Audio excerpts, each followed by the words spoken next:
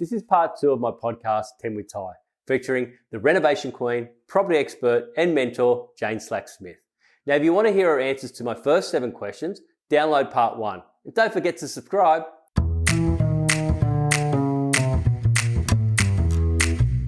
Number 8, what legacy do you want to leave yourself or your community or your children? What legacy would you like to leave after? I think, when I think about legacies and impact, and I think about, the emails and the messages I get to people who say, my life has changed. And I was talking to my husband about this recently because, as I shared with you, I'm about to go into stop being a mortgage broker after 18 years. And I've taken all of my property courses off the market because I'm looking at how I can use those to service more people and democratise wealth in property in a whole new way. And I said, but, gosh, there's so many things I could be doing. There's so many people I could be helping. And he said, what if you already helped the one person that you really needed to help already? What if you've already done that? And I think about the people that I've served, and I've been in service rather than in servitude. And I look at that, and I look at, my mother taught my sister and I and my father, and we had nothing growing up. But, she was the president of the Royal Blind Society and the Save the Children Fund. And, we had, kids come and stay with us when the parents needed respite. And we would go and read to sick kids in hospital. Now, Dubbo, wasn't like this great place where there was people doing all these volunteer things. But my mother taught us that, we are fortunate and, we have an opportunity to, make a difference. And, when I went and started working in Singleton, I knew my grandfather was in an old person's home. And so I went and volunteered, after I did my shifts at the mines, I went and volunteered at a retirement village. And I turned up and they said, no one does this. Like, why are you doing this? And I was like, well, I actually like learning the stories of people.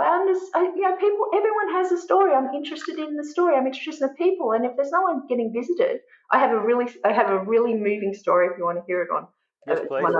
Have you got time? Yep. Okay. So my parents saw the absolute value of my sister and I having a higher education and going to boarding school for the last couple of years of our education. So we went to boarding school in Sydney. And one of the girls that was in my sister's year, her father was, high up in one of the oil companies, and she was from America.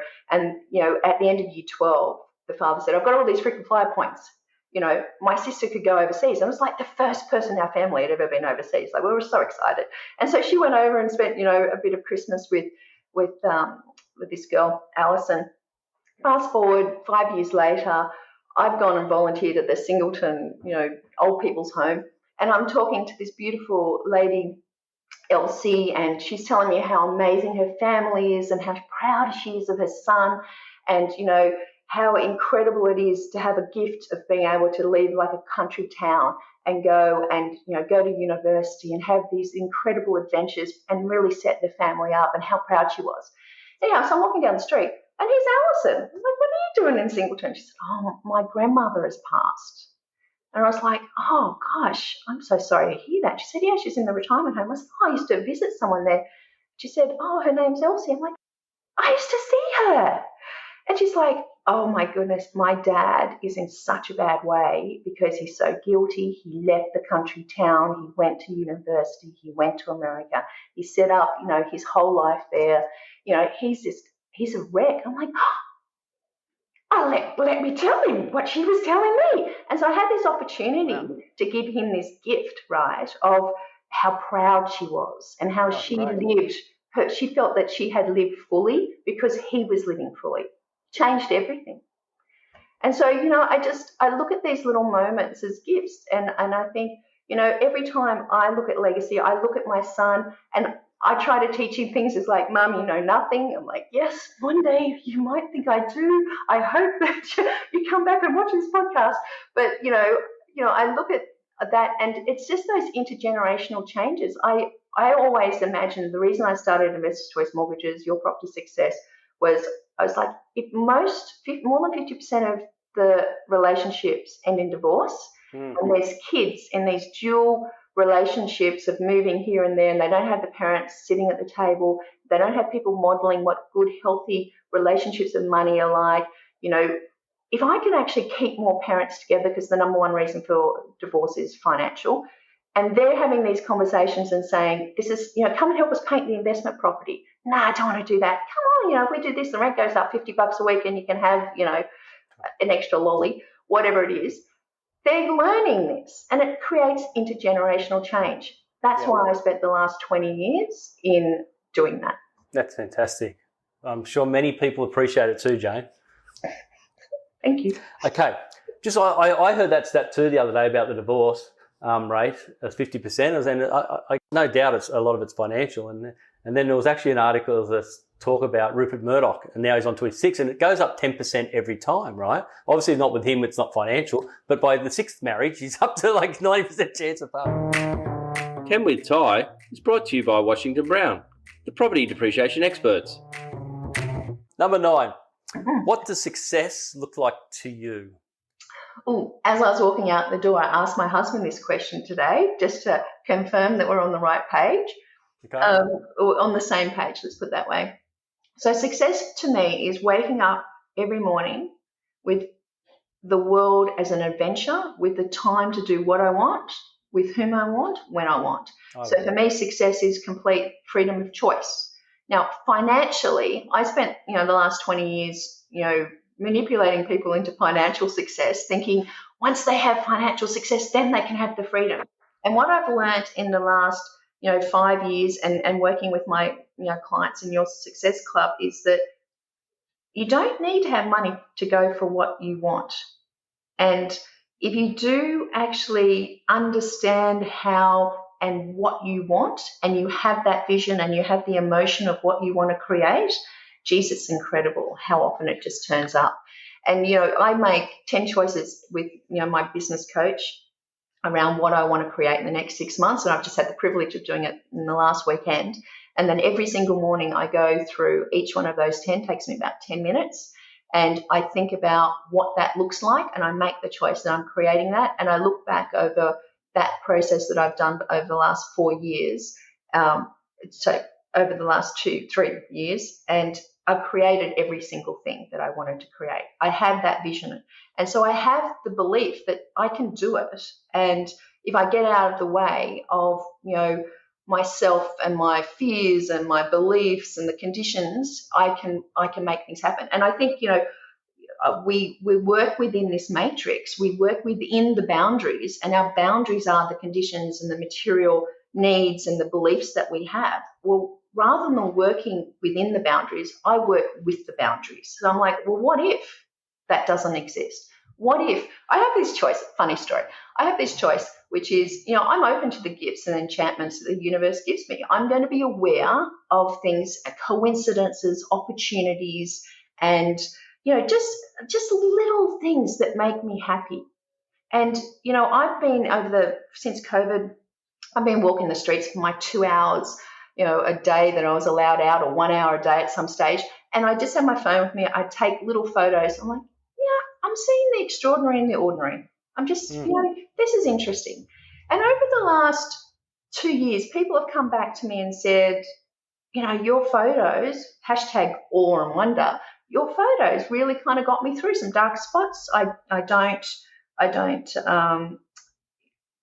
do anything on Facebook other than look at your photos. And I thought, every now and then I upload them to Unsplash, and I went and had a look, and it said what did it say? It said your photos had 30,000 views. And I was like, that's incredible.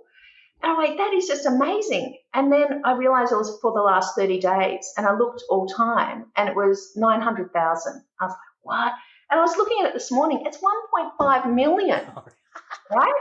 And I was like, and 10,000 downloads. And I was in like this Prezi thing the other day, and they said, what image do you want? And I said, a grass image of Melbourne, and one of my photos came up, right? So it's just like, I look at that stuff and I'm like, gifts. I walked to work this morning and there was this ring just on the ground.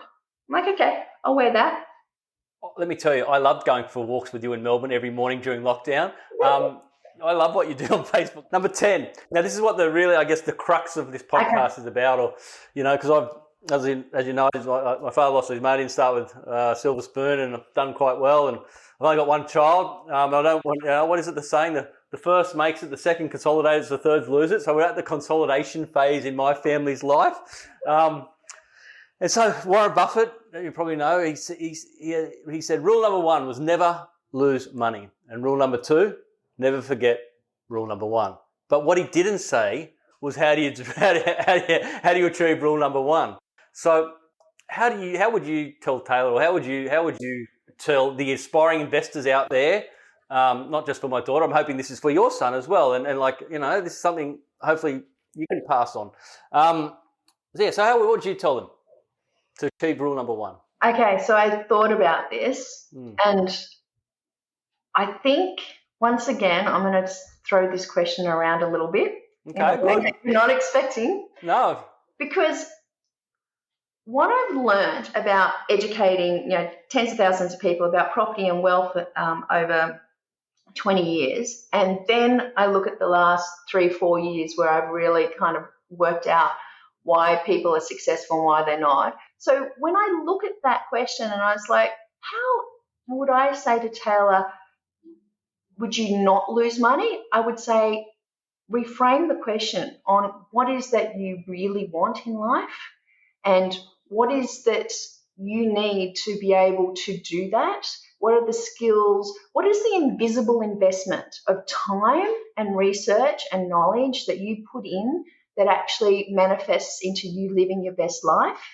So I'd say to you, Taylor, don't think about making investments from how am I not going to lose money, but think about how do they actually contribute to you getting to you living your best life and what you want it to be. And it's okay not knowing what that is now, but it's having the vibe of, I just want to be able to have the choice to do what I want. Maybe I do want to work 5 days a week, as a nurse or as a doctor or as an engineer or as an accountant. Maybe I want to hustle a little and, be a digital nomad. And it's about having choice. So don't come from investments from how am I not going to lose money. Come from investments of how is this going to contribute? I'm going to be open to the opportunities. No, there'll be challenges. No, I have to do work. No, it's not like just think it and it will turn up like The Secret. We're talking there's work to be done, there's will, there's action.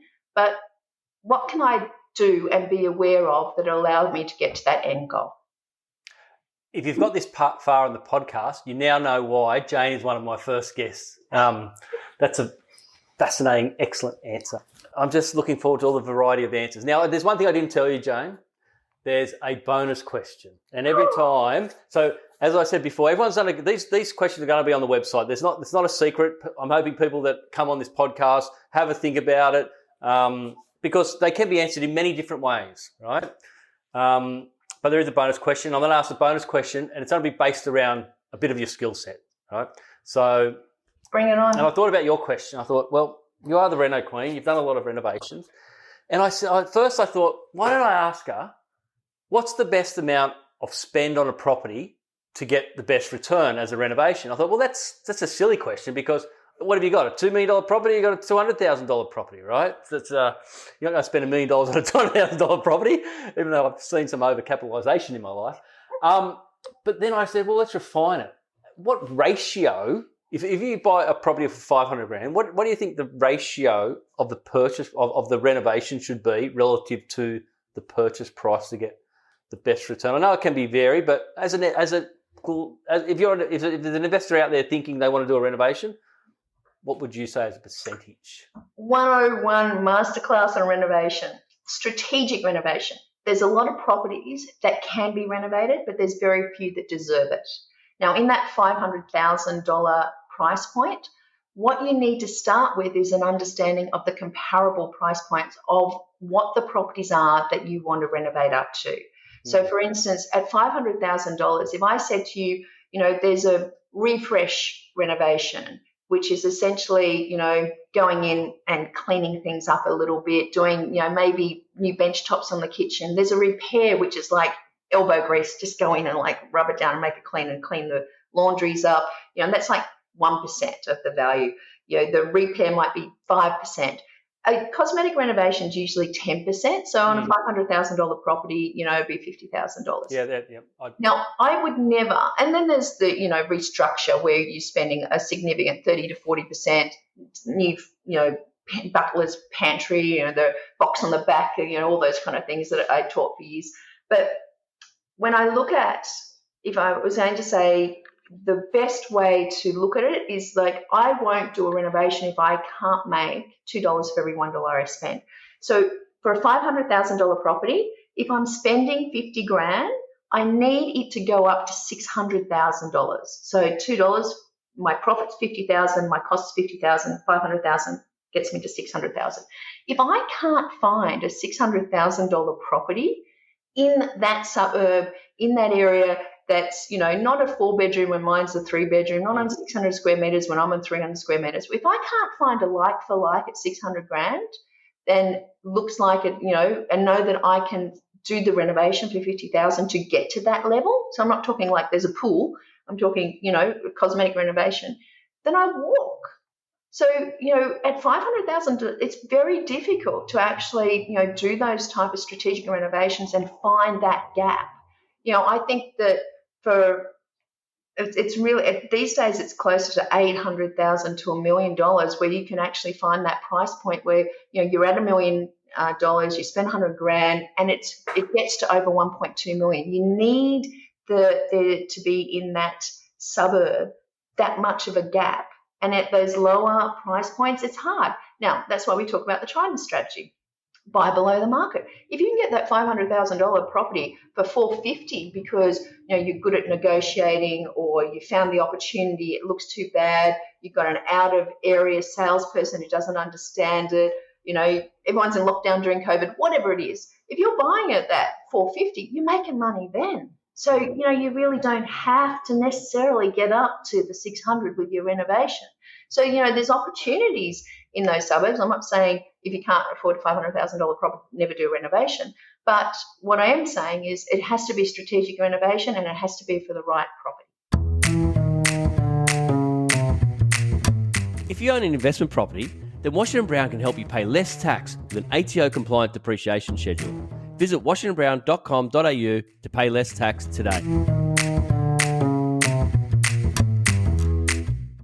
Do you just want to finally run through what the Trident strategy is for people that haven't heard of that before?